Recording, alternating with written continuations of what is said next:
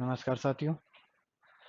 अपन पढ़ेंगे computer teacher भर्ती के लिए मोस्ट इम्पोर्टेंट टॉपिक। जैसे कंप्यूटर टीचर भर्ती के लिए या सभी भर्तियों के लिए अपन लैंग्वेज का कंसेप्ट हर भर्ती के लिए या हर एग्जाम के लिए या अपन वैसे कॉलेज लाइफ की बात करें तो सभी के लिए बहुत ही इम्पोर्टेंट टॉपिक है लैंग्वेज। लैंग्वेज तो अपन बात करते हैं कि लैंग्वेज में कौन कौन सी लैंग्वेज अपने लिए बेटर रहती है और कौन कौन सी लैंग्वेज अपन पढ़ने वाले हैं। तो देखो, लैंग्वेज में बेसिक लैंग्वेज में अपन पढ़ते हैं सी, और उसके बाद पढ़ते हैं सी प्लस प्लस, और उसके बाद में पढ़ते हैं जावा।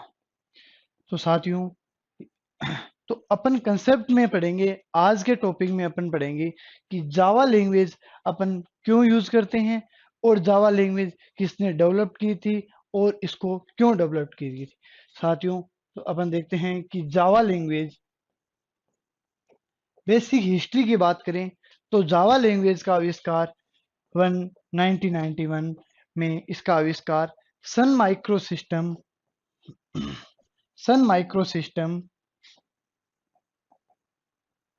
सन माइक्रो सिस्टम द्वारा इसको डेवलप किया गया था, और इसने जेम्स गोसलिंग जो वैज्ञानिक थे उसके द्वारा इसको डेवलप किया गया था। तो साथियों, अपन पढ़ेंगे कि जावा लैंग्वेज में कौन कौन से फीचर्स और जावा लैंग्वेज अपने लिए कौन कौन से महत्वपूर्ण टॉपिक्स अपने सब्जेक्ट में और आने वाले हैं। तो अपन बात करते हैं अपने सब्जेक्ट में आने वाले सब्जेक्ट टॉपिक्स की। तो सबसे पहले अपन पढ़ेंगे बेसिक जावा के बारे में पढ़ेंगे, बेसिक जावा क्या होती है जावा के। उसके बाद में अपन पढ़ेंगे जावा के टाइप्स पढ़ेंगे। तो जावा के टाइप्स में अपन पढ़ेंगे जावा के कौन कौन से टाइप्स होते हैं, क्या क्या होते हैं, और अपन पढ़ेंगे features of Java. Features of Java में अपन बात करेंगे तो मोस्ट इंपॉर्टेंट टॉपिक होता है कॉलेज लाइफ के लिए। और अपन कम्पिटिटिव एग्जाम की बात करें तो एक दो एक क्वेश्चन इसमें आते रहते हैं। जैसे मैं बेसिकली बता देता हूँ फीचर्स ऑफ जावा में क्या क्या होती है। तो आप फीचर्स ऑफ जावा में पढ़ते हो कि जावा प्लेटफॉर्म डिपेंड होती है या प्लेटफॉर्म इंडिपेंडेंट होती है। तो अपन जानेंगे कि जावा प्लेटफॉर्म डिपेंड होती है तो क्यों होती है, प्लेटफॉर्म इंडिपेंडेंट होती है तो क्यों होती है। तो अपन देखेंगे कि जावा क्या होती है, जावा प्लेटफॉर्म इंडिपेंडेंट होती है। तो प्लेटफॉर्म इंडिपेंडेंट क्यों होती है, प्लेटफॉर्म इंडिपेंडेंट क्यों होती है, क्योंकि जेवीएम के द्वारा ही इसको डेवलप किया जाता है, और जेवीएम के द्वारा ही इसके बारे में कोई भी क्लास फाइल होती है जेवीएम। और जेवीएम क्या होता है, जेवीएम किस तरह काम करता है, किस तरह क्लास फाइल में वो कन्वर्ट करता है, या अपन कहते हैं बाइट कोड में किस तरह कन्वर्ट करता है। तो देखते हैं कि जावा प्लेटफॉर्म इंडिपेंडेंट कैसी होती है।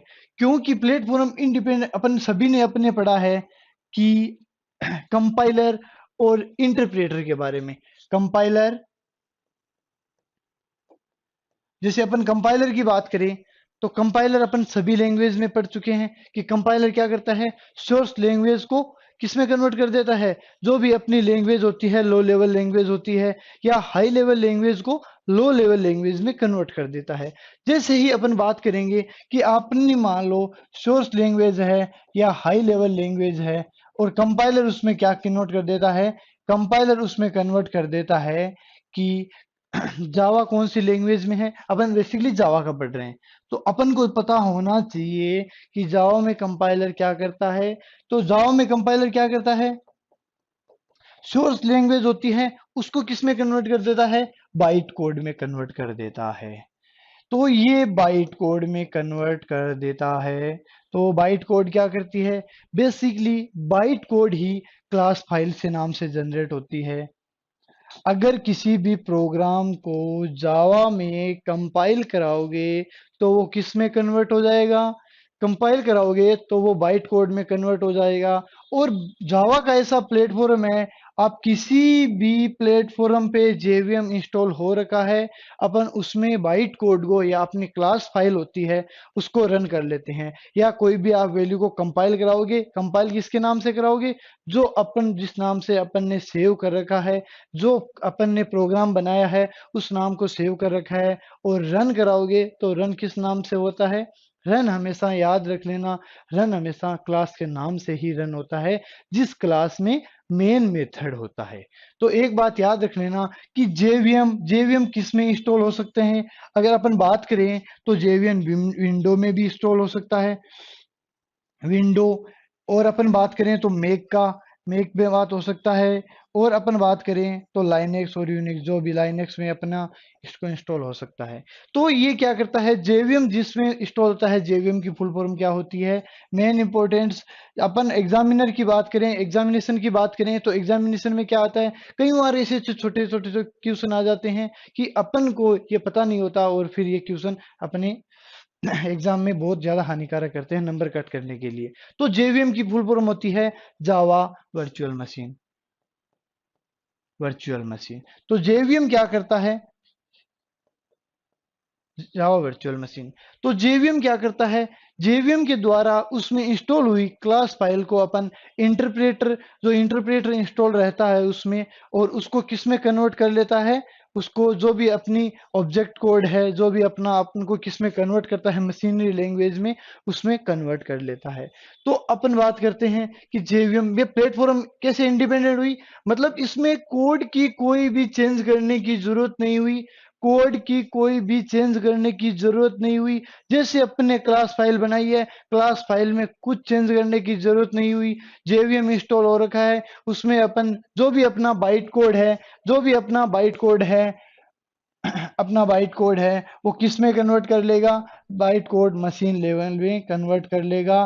किसके द्वारा, ये इंटरप्रेटर के द्वारा होता है, ये इंटरप्रेटर के द्वारा होता है, मशीन कोड में कन्वर्ट कर लेगा। कौन कर लेगा, बाइट कोड को मशीन कोड में कन्वर्टर कौन करता है, इंटरप्रेटर के द्वारा ही अपन जावा में बाइट कोड को मशीन कोड में कन्वर्ट करता है। तो अपन बात करते हैं जावा की और बड़े फीचर्स हैं। जैसे जावा के फीचर्स की बात करें, जावा सिंपल है, रोबोस्ट है, डिस्ट्रीब्यूटिंग है, ऑब्जेक्ट का कंसेप्ट है, मतलब बहुत सारे अपन फीचर्स बात करें तो जावा में यूज होते हैं। जावा में बात करें तो एक होती है उप्स का कंसेप्ट आता है, कि उप्स का कंसेप्ट अपन क्यों यूज में लेते हैं, उप्स क्या होती है, जैसे अपन ने पढ़ा था, अपन सी प्लस प्लस में पढ़ते हैं कि सी प्लस प्लस में उप्स का कंसेप्ट होता है, और जावा में भी उप्स का कंसेप्ट होता है। ये प्योरली उप्स का कंसेप्ट यूज में लिया जाता है। जैसे बात करें कि सबसे पहले ऑब्जेक्ट उप्स लैंग्वेज कंसेप्ट करने वाली कौन सी थी, सबसे पहले थी सिमुला, सिमुला लैंग्वेज थी, सिमुला लैंग्वेज थी जो उसके कंसेप्ट। और प्योर कौन सी थी, प्योर ऑब्जेक्ट ओरिएंटेड लैंग्वेज कौन सी थी, तो अपन बात करते हैं स्मॉल टॉक की बात करते हैं, जो प्योर उप्स के कंसेप्ट पे बेस्ड थी, purely first, purely normal exam में पूछे जाने वाले क्वेश्चन है, फर्स्ट प्योरली उप्स के कंसेप्ट, कंसेप्ट कौन सी थी, तो ये थी स्मॉल टॉक थी। और फर्स्ट ऑब्जेक्ट ओरिएंटेड लैंग्वेज कौन सी थी, तो फर्स्ट ऑब्जेक्ट ओरिएंटेड लैंग्वेज थी सिमुला थी, फर्स्ट ऑब्जेक्ट ओरिएंटेड लैंग्वेज थी, ऑब्जेक्ट ओरिएंटेड लैंग्वेज थी सिमुला थी। तो ये जावा के उप्स के कंसेप्ट में अपन बात करेंगे। उप्स के कंसेप्ट में अपन बात करेंगे कि उप्स में कौन कौन से कंसेप्ट होते हैं। जैसे अपन बात करेंगे क्लास की, बात करेंगे कि अपने क्लास क्या होती है, अपन बात करेंगे कि ऑब्जेक्ट, ऑब्जेक्ट क्या होता है, क्लास क्या होता है। और अपन बात करेंगे, अगली बात करें तो अपन देखते हैं इनहेरिटेंस का कंसेप्ट भी बहुत इंपॉर्टेंट टॉपिक है। जावा में कितने इनहेरिटेंस है, और सी प्लस प्लस में कितने कंसेप्ट इनहेरिटेंस का यूज में लिया जाता है, इसमें 5 है तो इसमें 3 है। इसमें इनहेरिटेंस 3 क्यों है, इनहेरिटेंस 3 क्यों है और इसका क्यों यूज में लिया जाता है। तो अपन बात करें तो पॉलीमोर्फिज्म की बात करेंगे, पॉलीमॉर्फिज्म की बात करें तो पॉलीमॉर्फिज्म का कंसेप्ट क्या होता है, डाटा एब्स्ट्रैक्शन क्या होता है, डेटा एब्स्ट्रैक्शन क्या होता है, और डेटा इनकैप्सुलेशन क्या होता है। डेटा इनकैप्सुलेशन क्या होता है। अगला आता है डेटा इनकैप्सुलेशन। मैं नॉर्मली आपको बताता हूं कि सभी का छोटा छोटा हिंट देंगे एकदम बेसिकली, कि अपन आपको समझ में आ जाएगा कि क्या होते हैं। देखो, डेटा इनकैप्सुलेशन, अपन एक क्लास की बात करें तो क्लास क्या होती है, ऑब्जेक्ट क्या होती है, इनहेरिटेंस क्या होती है, polymorphism, data abstraction, data encapsulation, ये अपन पढ़ते हैं। तो एक बेसिकली अपन बात करें तो इनका यूज क्या होता है। देखो, बेसिकली अपन बात करें तो इनका यूज होता है। देखो, क्लास क्या होती है, क्लास क्या होती है जावा में, क्लास क्या होती है। देखो क्लास, ये देखो किसी क्लास, एक क्लास की बात करें तो not a real word entity,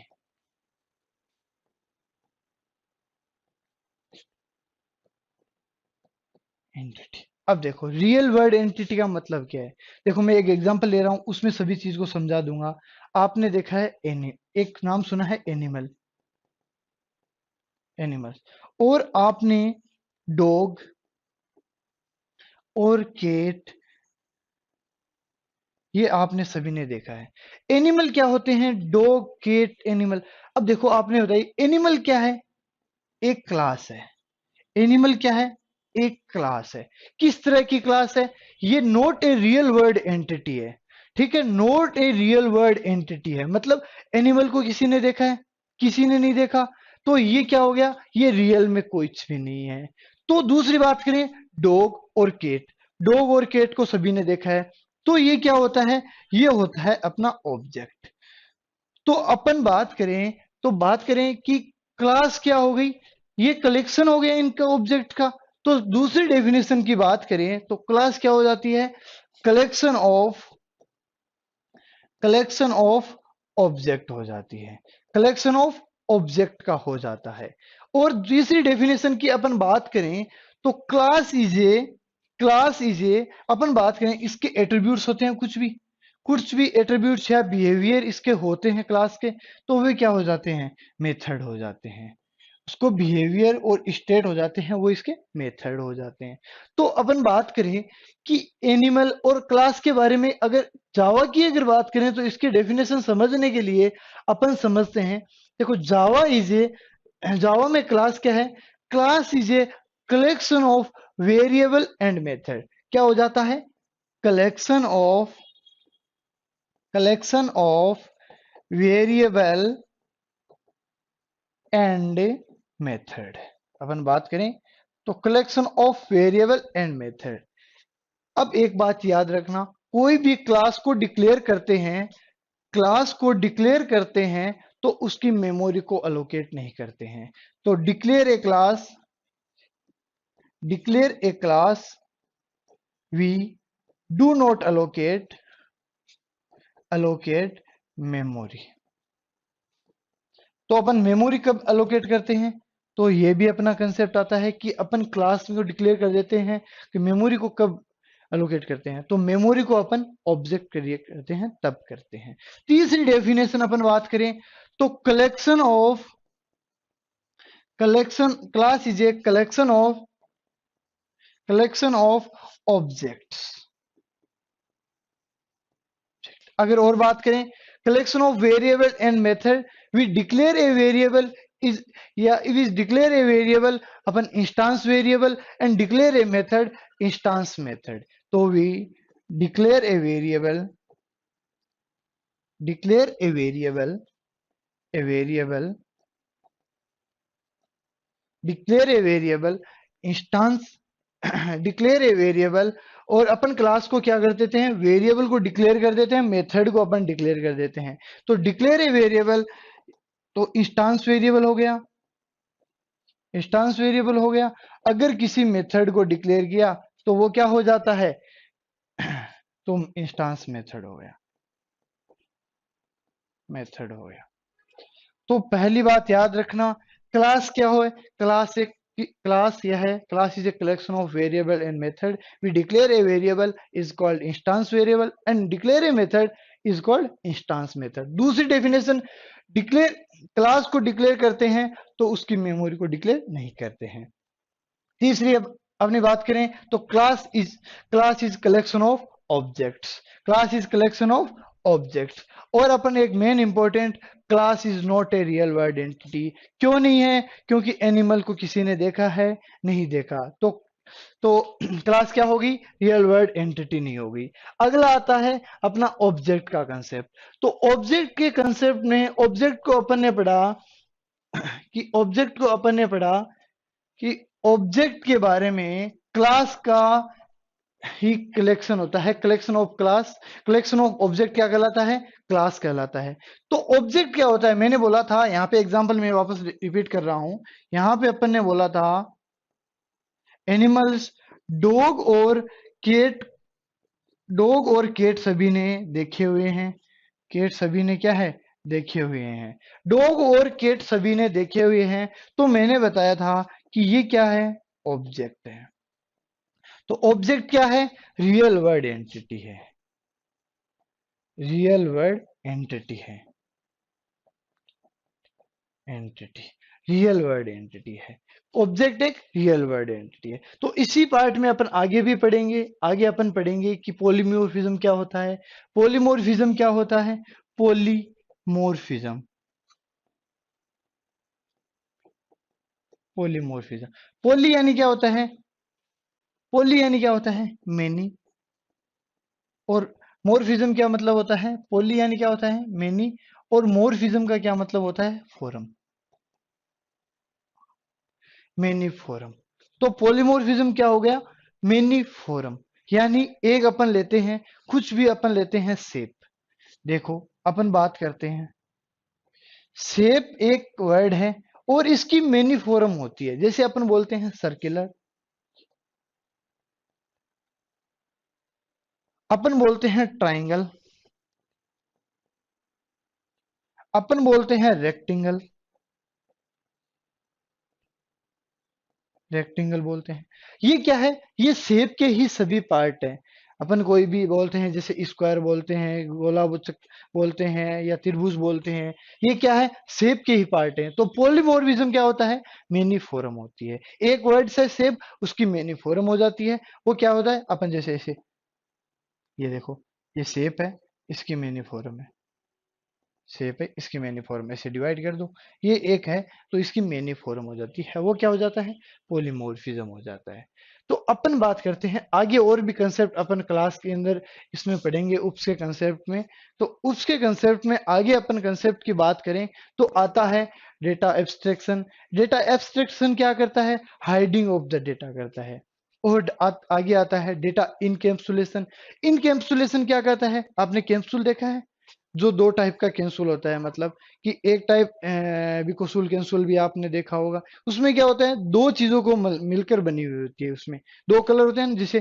तो इसमें क्या होता है? इन कैप्सुलेशन में डेटा, डेटा और प्लस मेथड, डेटा और मेथड को क्या कर देता है? एक बाइंडिंग कर देता है। किसमें बाइंडिंग कर देता है? सिंगल यूनिट में। सिंगल यूनिट में डेटा और मेथड को बाइंडिंग कर देता है। उसको अपन क्या बोल सकते हैं? Encapsulation. Binding of A data in A, binding of A data and method in a single unit is called data encapsulation बोलते हैं। तो इसके बारे में अपन और भी आगे चर्चा करते रहेंगे, नॉर्मली बेसिकली। लेकिन आगे अपन टॉपिक पढ़ते हैं। जैसे जावा में अपन बात करते हैं, तो जावा में सबसे मेन इंपॉर्टेंट टॉपिक आता है टोकन्स। टोकन्स, टोकन्स कितने टाइप के होते हैं? टोकन्स क्या होती है? अपन टोकन की बात करें तो हिंदी में अपन बात करें तो प्रोग्राम की सबसे छोटी इकाई होती है, वो क्या हो जाती है? टोकन्स कहलाती है। या individual unit of a program is called token. तो टोकन के बेसिकली अपन कौन कौन से टोकन्स होते हैं, अपन सी प्लस में पढ़ चुके हैं, कि पढ़ते हुए आ रहे हैं पीछे से भी, कि टोकन्स बहुत सारे टाइप्स के होते हैं। 6 टाइप्स के होते हैं। जावा में कौन कौन से टाइप से टोकन अपन पढ़ते हैं? तो जावा में कौन कौन से टोकन्स पढ़ते हैं? तो सबसे पहले अपन बात करें टोकन के बारे में, कीवर्ड। कीवर्ड क्या होते हैं? अपन पढ़ते हैं आइडेंटिफायर। आइडेंटिफायर की बात करते हैं। अपन बात करते हैं ऑपरेटर्स। मोस्ट इंपोर्टेंट टॉपिक है ऑपरेटर्स। अगर अपन बात करें तो special symbol, symbol special symbol में कौन कौन से कोमा वगैरह जो भी अपने आते हैं, ऑपरेटर्स की बात हो गई, आइडेंटिफायर की बात हो गई, स्पेशल सिंबल हो गए। एक अपन पढ़ते हैं कांस्टेंट, कांस्टेंट अपन पढ़ते हैं। तो ये होते हैं टोकन्स। कीवर्ड्स क्या होते हैं? डू नॉट चेंज मीनिंग, या जिसका मीनिंग फिक्स होता है वो कीवर्ड कहलाते हैं। Identifier, identifier is the specific word जो क्लास का नेम हो सकता है, ऑब्जेक्ट का नेम हो सकता है, एरे का नेम हो सकता है। ये क्या हो जाते हैं? आइडेंटिफायर। ऑपरेटर, किसी भी वैल्यू को अपन लॉजिकली और मैथमेटिकली किस तरह मैनिपुलेट करते हैं, वो क्या कहलाते हैं? ऑपरेटर। स्पेशल सिंबल भी होते हैं और होते हैं कांस्टेंट। कांस्टेंट क्या होते हैं? Do not change during the education of the programming, constant कहलाते हैं। वेरिएबल जो during the education of the programming, यानी प्रोग्राम को जब एग्जीक्यूट करते हैं तब चेंज हो जाते हैं, वो कांस्टेंट कहलाते हैं। लेकिन जावा में अपन बात करें तो कितने कीवर्ड होते हैं? 52 कीवर्ड्स होते हैं। आइडेंटिफायर, आइडेंटिफायर क्लास का नेम हो सकता है, ऑब्जेक्ट का नेम हो सकता है, अपन किसी भी मेथड का नाम बनाते हैं वो हो सकता है। क्लास नेम भी आइडेंटिफायर है। क्लास, ऑब्जेक्ट का name, object name, class name. और अपन बात करें तो मेथड का नेम, मेथड का नेम भी अपन क्या हो सकता है? आइडेंटिफायर हो सकता है। कोई भी वेरिएबल का नेम है वो क्या है? वो भी अपना आइडेंटिफायर है। तो ठीक है, ये अपने आइडेंटिफायर होते हैं। कीवर्ड कौन कौन से होते हैं? जैसे आपने कीवर्ड्स तो बहुत सारे देखे होंगे कि कीवर्ड्स जैसे अपन पढ़ते हैं, एक तो पढ़ते हैं इसमें इंट वाला कीवर्ड भी है, फ्लोट भी इसमें कीवर्ड भी है, इसमें फोर फोर भी कीवर्ड है, डू भी कीवर्ड है, व्हाइल भी कीवर्ड है। ये जो फिक्स मीनिंग होते हैं जिनको अपन प्रोग्राम के अनुसार चेंज नहीं कर सकते। ठीक है, 52 कीवर्ड्स होते हैं ऐसे। ठीक है, अगला आता है ऑपरेटर्स। जो ऑपरेटर कौन कौन से होते हैं? ऑपरेटर्स की अपन 2 मिनट बात कर लेते हैं। तो ऑपरेटर की अपन बात करें तो कौन कौन से हैं ऑपरेटर? एक तो होता है अर्थमेटिक ऑपरेटर होता है, अर्थमेटिक होता है। दूसरा कौन सा होता है? असाइनमेंट ऑपरेटर होता है, असाइनमेंट ऑपरेटर होता है। लॉजिकल ऑपरेटर होता है, लॉजिकल ऑपरेटर होता है। रिलेशन भी ऑपरेटर होता है, रिलेशन ऑपरेटर होता है। अगला होता है कंडीशनल ऑपरेटर होता है, या अपन उसको टर्नरी ऑपरेटर भी बोल सकते हैं। कंडीशनल को अपन टर्नरी टर्नरी भी बोल सकते हैं।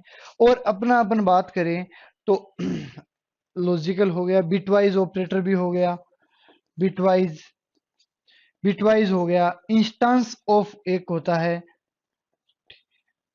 इंस्टेंस ऑफ होता है।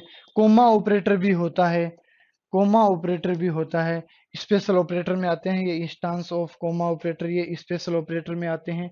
ये जो ऑपरेटर हैं, रिलेशन ऑपरेटर, ये सभी ऑपरेटर हैं। जैसे अर्थमेटिक में अपन बात करेंगे प्लस, माइनस, मल्टीप्लाई और डिवाइड का अपन बात करेंगे।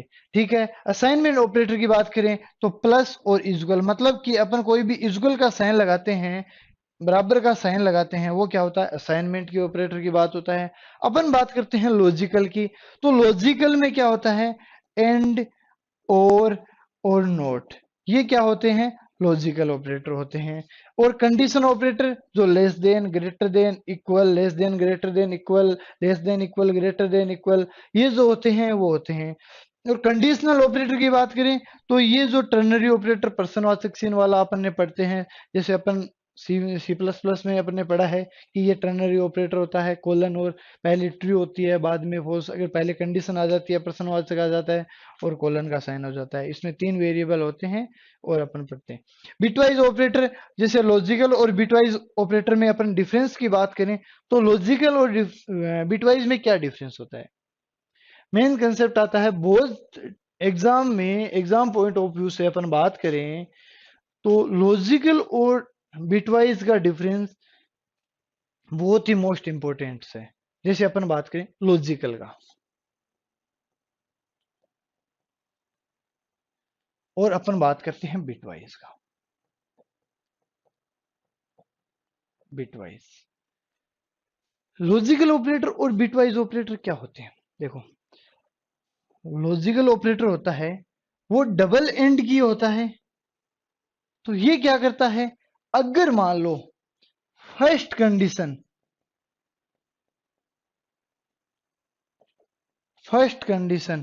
फॉल्स हो जाती है, तो फर्स्ट कंडीशन फॉल्स हो जाती है तो ये सेकंड जो अपना वैल्यू होता है, वैल्यू उसको रीड ही नहीं करता है। सेकंड जो कंडीशन होती है, सेकंड कंडीशन नॉट रीड, ठीक है। सेकंड कंडीशन ट्रू हो या फॉल्स हो। अगर मान लो अगर फर्स्ट कंडीशन ट्रू हो जाती है,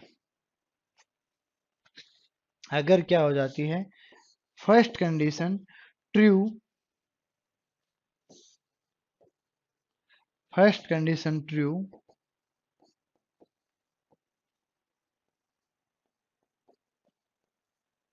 तो ये not check, second condition not check, condition not check. अगर फर्स्ट कंडीशन ट्रू हो जाती है तब क्या करता है, चेक सेकंड कंडीशन।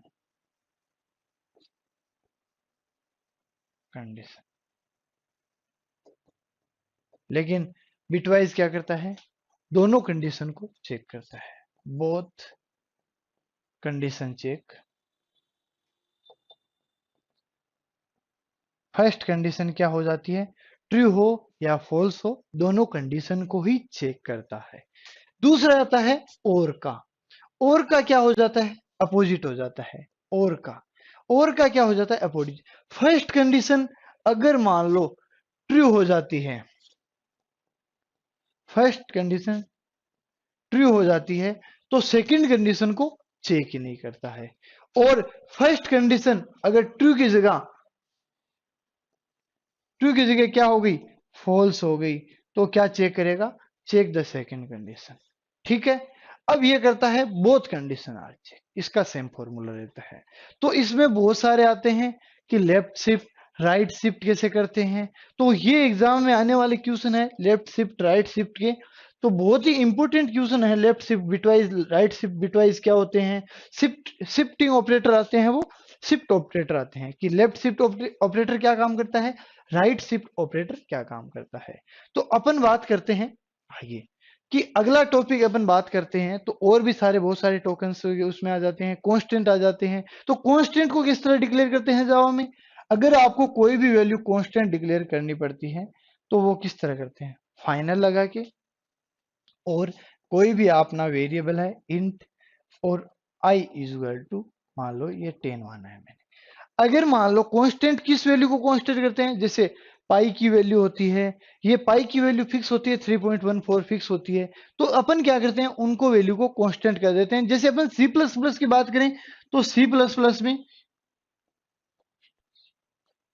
कांस्ट लगा के इंट और आई इज इक्वल टू 10 लगाते हैं, लेकिन जावा में फाइनल का यूज में लेते हैं। तो इस जावा में फाइनल का यूज में क्यों लेते हैं, क्या रीजन है कि फाइनल का यूज में लेते हैं। तो अपन पढ़ते हैं, नॉर्मल टॉपिक्स पढ़ लें, फाइनल का यूज क्या होता है। दिस का यूज देखो, मेन इंपॉर्टेंट टॉपिक अपन पढ़ते हैं, तो दिस का यूज, दिस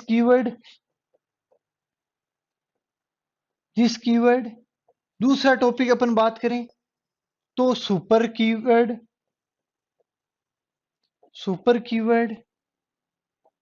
तो ये 5-6 टॉपिक हैं ऐसे कीवर्ड्स के। अगली बात करें तो फाइनल का आता है। अगला एक और आता है स्टैटिक्स। ये क्या यूज में होते हैं, ये कीवर्ड्स क्या होते हैं। तो बेसिकली अपन देखो समझ लेते हैं कि दिस कीवर्ड क्या करता है। दिस कीवर्ड क्या करता है, दिस कीवर्ड क्या करता है, दिस कीवर्ड करता है, ये अपना क्या है, एक ये अपना क्या है, ऑब्जेक्ट, ये अपना वेरिएबल है, ये अपना है एक वेरिएबल, और ये अपन बना देते हैं एक ऑब्जेक्ट। तो ये मान लो कोई भी वेरिएबल अगर किसी ऑब्जेक्ट को रेफर करते हैं तो वो क्या कहला जाते हैं? Reference variable. Reference variable. और किसको रेफर करते हैं? ऑब्जेक्ट को। तो जिसकी डेफिनेशन क्या होगी? जिसकी डेफिनेशन क्या होगी? This is a reference variable refer the current class object, यानी जो करेंट क्लास के ऑब्जेक्ट को रेफर करते हैं। यानी अपनी मान लो क्लास ए है,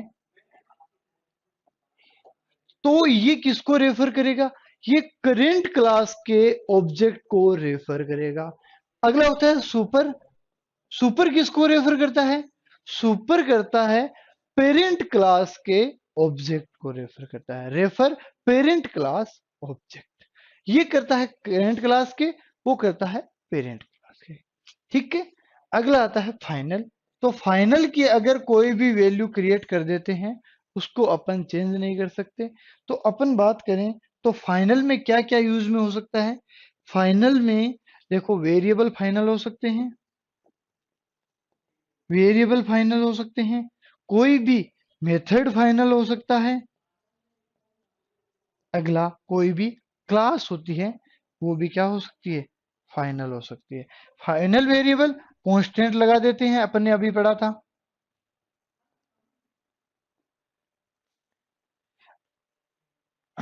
मेथड की बात करें तो अगर कोई भी मेथड को फाइनल कर दिया, तो उसमें क्या कर सकते हैं? ओवरराइड नहीं कर सकते।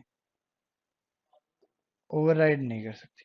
अगर कोई भी क्लास को अगर फाइनल कर दिया, तो उसमें क्या कर सकते हैं? कोई भी क्लास को फाइनल कर देते हैं तो उसको एक्सटेंड नहीं कर सकते, एक्सटेंड नहीं कर सकते हैं। तो ये मेन बेसिकली फाइनल के यूज होते हैं। तो अपन ये प्रोग्रामिंग एक एक, एक प्रोग्राम समझेंगे सभी के, तो अपन तरीके से समझेंगे कि इनका यूज में क्या होता है। तो आज का अपना क्लास यहीं पे खत्म होती है। और आने वाले समय में अपन नेक्स्ट बाय नेक्स्ट अपन नॉर्मली बेसिकली पढ़ते हैं कि जावा होती क्या है, कि जावा में कौन कौन से कीवर्ड्स, जावा में कौन कौन से उसके कंसेप्ट, किस तरह ये काम करते हैं, और किस तरह अपन इसका यूज करते हैं। अपन प्रोग्रामिंग के द्वारा एक एक कंसेप्ट पढ़ेंगे। अपना ये बेसिक इंट्रोडक्शन क्लास थी, तो मैंने समझा दी कि ये जो नॉर्मली जावा है, तो अपन इसमें क्या क्या यूज में लेते हैं और क्या क्या यूज में नहीं लेते हैं। जैसे सी प्लस प्लस और जावा में अपन बात करें, तो बहुत सारे डिफरेंस होते हैं सी प्लस प्लस और जावा में। सी प्लस प्लस में क्या करता है? जैसे स्ट्रक्चर और यूनियन को करता है, लेकिन जावा इसको नहीं करती। गो टू स्टेटमेंट ले लेती। सी प्लस प्लस एक सिस्टम सिस्टम प्रोग्रामिंग लैंग्वेज है। तो ये क्या है? एक वेब एप्लीकेशन प्रोग्रामिंग है। एक होता है अपना ऑपरेटिंग और अपने एप्लेट भी यूज में लेते हैं। एप्लीकेशन और एप्लेट में क्या होता है? एप्लीकेशन जो अपने और कंप्यूटर पे रन कराते हैं, एप्लेट जो वेब ब्राउजर पे रन करवाया जाता है, वेब इंटरनेट के द्वारा जो रन कराया जाता है, वो एप्लेट का कंसेप्ट होता है, जो अपन जावा में पढ़ेंगे नेक्स्ट आते आते ट्यूटोरियल में। आगे वाले ट्यूटोरियल में अपन पढ़ते जाएंगे कि जावा के कंसेप्ट होते क्या है,